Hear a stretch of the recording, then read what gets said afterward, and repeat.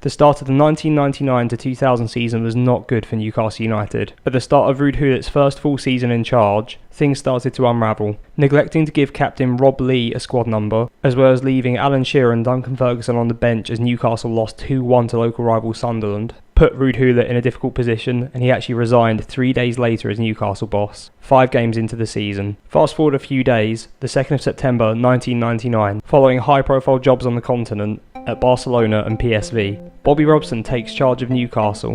In Robson's first home game in charge, Newcastle United hit Sheffield Wednesday for 8, Alan Shearer grabbing 5, and faith being restored on Tyneside. And now it's my turn to have a go. Let's get into it.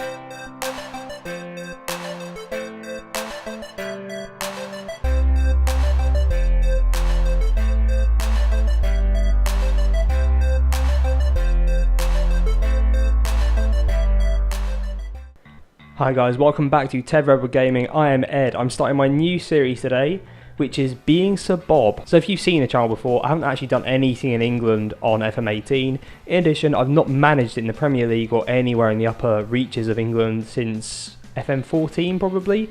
So it's going to be interesting, especially with Brexit on the way. But the point of the challenge is, as I'm sure you can guess, Sir Bobby Robson had almost a 5-year reign from September the 2nd, 1999 to the 30th of August 2004. Obviously I've prepared all this well in advance, trust me. So I'll be hoping to emulate him. Somewhere appearing up here, I should be looking at my camera to see if my hand's in view. There should be a table appearing of what he managed in that time. I'm hoping to do as well as him or better. Obviously Newcastle aren't a nobody club, and one of my good friends online, I say good friends, acquaintance, but a nice guy. Stu is here, has actually been doing a Newcastle series amongst a Berwick Rangers series. He is a pretty good content creator, so something will be appearing up here for him. I'd recommend you go check him out, but for now, let's focus on me trying to be Sir Bob. So just to let you know what's going on with the database, it should have been rushing through it at the start. I have recorded my voice and the videos separately. So the date is the 12th of July 2018 at around 7 o'clock this evening. I was on Sort It Out SI. I downloaded the latest transfers database. It also includes team movements into the Premier League. I assume it covers teams in Europe as well. We'll find out in a minute. I've holidayed to the 2nd of September 2017 with my manager, who I will now go and retire. Off he goes, off he pops. I had transfers going on at the same time, so I didn't disable the transfer window, so there should be further transfers, the ones that have been confirmed this summer, like Jack Wilshere to West Ham, for example. So it's going to be interesting to see what the AI got up to. So here's my manager, looking pretty suave. He's got more hair than I do currently, but that's okay. We'll join Newcastle, who I can already see are in the process of a board takeover, which is crazy. Predicted to finish 13th. Our job this season is 11th. Let's see what we can do. One final thing to bear in mind about the database. Obviously, it's got all the updates for 2018 at the moment. But because it's 2017, I think how they've got around that is they have increased the players' ages by 1 year and reduced contracts by a year. I think this is going to be a lot of fun. So, here we go. Right, welcome to Newcastle. All this stuff. Oh, I don't even have a chairman to meet. Isn't that great? I'll meet the assistant manager in a few minutes. I'm not going to put you through that. 125-year celebration. That's great, although technically not, because all the years are weird, but that's okay. Got a number of players out on loan. We've got Kennedy in from Chelsea, which is absolutely fantastic. I do love a bit of Kennedy action. He'll be used a lot. Right, so staff responsibilities are sorted out. I'll look at bringing my own staff in a few months, I think, once the board takeover has gone through. I'm going to be looking to bring in some familiar faces. I hear John Carver might be available. But Rafa Benitez has left us in an interesting position of 10th place in the league. Let's expand this a bit. So 10th place, we have played 3, we've drawn 3. If we look at the schedule, we're the only team to draw 3. So drew 3-all against Liverpool, drew 0-0 with Fulham, beat Blackburn in the Carabao Cup second round, which is good, and then 1-1 at home against Burnley in the league. Our next game will be against Cardiff on the 10th of September 2017. That'll give me a chance to get into the tactics, and we can't make any transfers at the moment, so that's about all I'll be doing, so I'll see you then. In fact, I just remembered I had to sort out transfers first. So it looks like we've got a number of players who've gone out on loan. We've signed 2 players on free transfers in July. So Venancio Montero, who looks like he was released from Stoke. In addition, we've signed Javier Garrido, Manchester City player, some of you may remember, left back. Not a great signing. He's only on for a year. He's quite cheap though, so not too bad in the grand scheme of things. In terms of the tactic, this is immediately as well, so I'm not entirely sure the players will be available. But we're going to be playing a 4-4-2. We're going to be lining up hopefully like this with Elliott in goal, Manquillo, Lascelles, Clark and Dummett at the back. Richie, Shelby, Hayden, Atsu in the middle, Mitrovic and Gale up front. Thankfully Mitrovic is still here for now officially, so he's in my team. The point of the tactic is that we should be playing it short at the back to the fullbacks, mostly just holding positions. Manquillo does move wide a little bit with player instructions, things like that. Richie's an inverted winger, so I want him to sort of slot in next to Shelby and be another creative force. So him, Shelby and Mitrovic should all link up. Manquillo should give a bit more support wide. So I'm sort of giving a free rein as an attacking winger. Kennedy might come on, but we'll see. I'm going to start with Atsu just because he's got pure pace. In the middle, obviously, we've got Hayden to give a bit of defensive solidity, and then John Joe Shelby to provide the spark, and obviously big lad up front, Mitrovic, with Gal hopefully getting onto the flick-ons. That's the idea anyway. In terms of squad issues, we do have Martin Dubravka is not registered. I guess the game just doesn't rate him, so he wasn't registered, but Matt Sells was for whatever reason. And then Chancel and Bemba, who I would have started, is out between 3 and 6 weeks. DeAndre Yedlin is also injured, but he's back in 2 days, but he won't be starting anyway. And Bemba will be in place of Clark, probably. Choosing Newcastle captain, obviously it's got to be Jamal Lascelles. He's an absolute lad. Of course, Dwight Gale is out already. Fantastic. He is out for 5 to 6 weeks with a lower back stress fracture. So great, tactic he's changing already. So as loads, I figure I might as well chat a little bit. Why Newcastle, right? Well, I'm almost 30 years old. I'm 28, just to give a bit of a spoiler.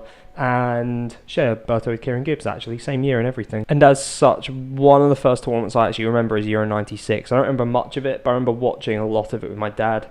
And absolutely loved Alan Shearer, obviously. Thought he was the absolute... just a hero, basically. Oh, Hosley wants first team football. Are you kidding me? So... oh my god. So my dad... oh my god... I'm going to get to the end of this story at some point, aren't I? Jamal Lascelles has now got double hernia and is out for 4 to 5 weeks. This is an appalling start to my reign as manager. So Lejeune has to come in for him, and we're running low on centre-backs. But yes, my dad let me know that Alan Shearer signed for Newcastle for £15 million that summer. I can't believe these injuries already. So became a Newcastle fan. I remember getting all the stickers, like the Panini books, sticker books, all that stuff, which was amazing. I didn't really choose well, did I? I'm actually from the South End area and chose a team over the other side of the country. Had a couple of bright moments, such as this, hopefully on screen. Champions League, last minute winner, Craig Bellamy, absolutely superb. Loved it so much. It was... maybe my favourite moment as a Newcastle fan, just the sheer joy of getting through to the second group stage of Champions League. And you get great moments like this, where Laurent Robert gets the ball and absolutely hammers it into Olivier Bernard's face. Oh, I love it so much. Get out the club, Henri Saivet. Go away. Yeah, find yourself a club. So we're bringing people like that back. In fact, Laurent Robert. I mean, Robert, for example, is an under-19s coach at Montpellier. Not a great one, but... I want to bring back some of the old guard at some point, so watch this space. So I guess the point of the save was, as I am currently halfway through Season 9 of FCOS, there's about a season and a half of that left. Don't know when this is coming out, but I think I've recorded quite a lot in advance for that. This is just something to tie me over till FM19 comes out, because I do want to be running one series at least of FM on the channel, as well as some other games I just want to pick up and play. So hopefully this is something a bit more familiar for my viewers, a bit more familiar for me. And when I learn to get my sentences out, we're all going to be happier for it. And just before we get to the game itself, if you could drop a quick like and subscribe on the video, that really helps the channel out, helps me out, lets me know you're enjoying the content, you're looking forward to it. Cheers.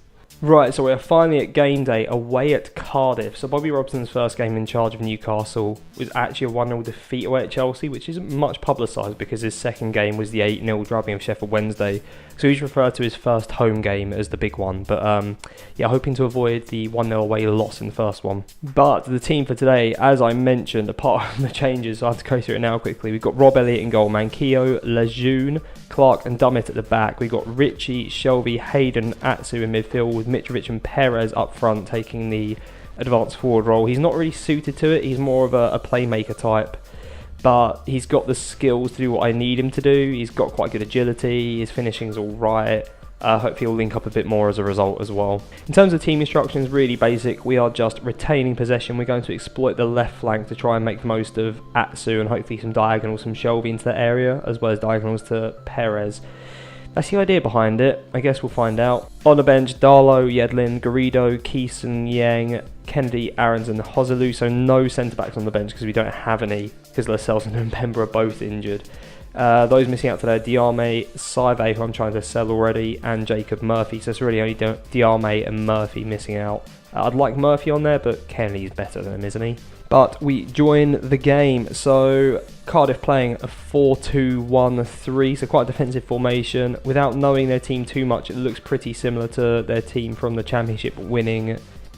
Did they win it? They didn't win it. Wolves won it. Come on, Ed. But they went up. Sol Bamba's there, and he definitely played. Look at him go. Junior Hoylett, journeyman in the FM world, but doesn't look too bad on this, strangely. And obviously managed by the loved Neil Warnock.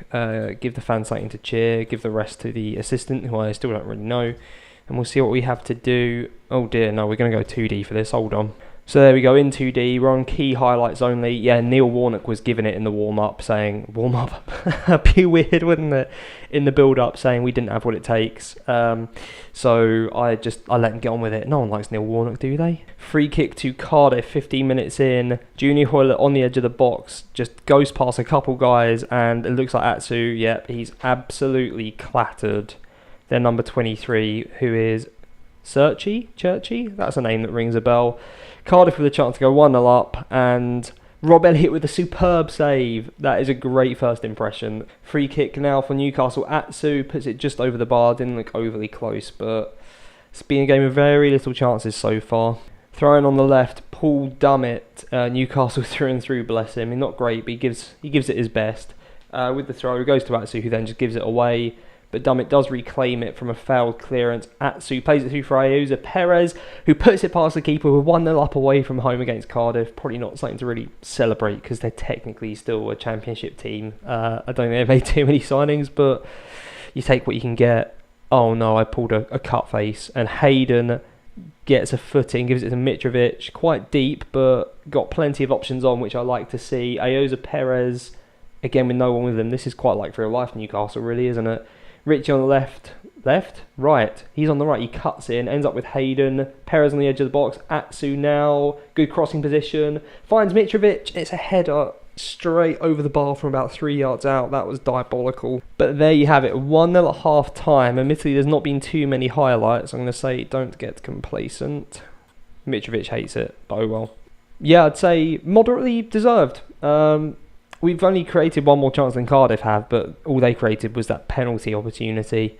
But now we've got Manquillo on the right, quite far up. We're holding it on the edge of the box. Hayden to Atsu, who does his man on the left. Great position yet again. Gives it to Mitrovic, who does not make up for his horrific header in the first half. Now corner to Cardiff. I'm going to call him Churchy. Whips it in. Hoylett on the edge, picks up the scraps, and Kenneth Zahor puts it just over. That was a bit of a let-off there. Another corner now for Cardiff, and Sol Bamba equalises. The marking was not good at all there. Something I need to look at, but to be honest, I was so excited just to get into a game that I have not sorted out set pieces, so more for me. And there it is. Oh, it's not even a header, he's just absolutely smashed it in. You can't give someone a volley from that close to goal. 25 minutes to go exactly. I was going to bring off Atsu, but he's playing so well. But I will bring off Mitrovic because he's on a yellow and not doing too well. So I'm going to bring on Hoselu for him in a straight swap.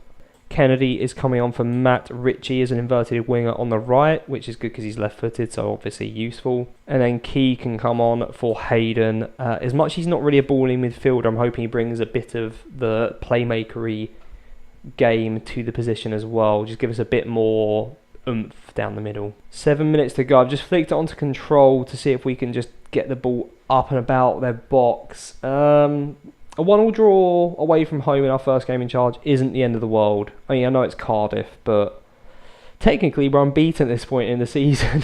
So, not the worst. We created a couple chances, things to work on defensively, but considering it was our first game with a formation, and some ideas from my side. I think that was pretty good overall. Pretty happy. Team absolutely love the team talk. Yes. And there it is. 1-1. Key makes his professional debut. That'd be ambitious, wouldn't it? He makes his Newcastle debut along with Hosalu. So neither of them got on at all recently. I do want to do all the press conferences because Sir Bobby Robson was very much a motivator and a people person. He's alright on the training ground from what I can tell, but really his strength was people and man management. So I really want to be that kind of manager. So I will take that. I'm not going to show you that stuff.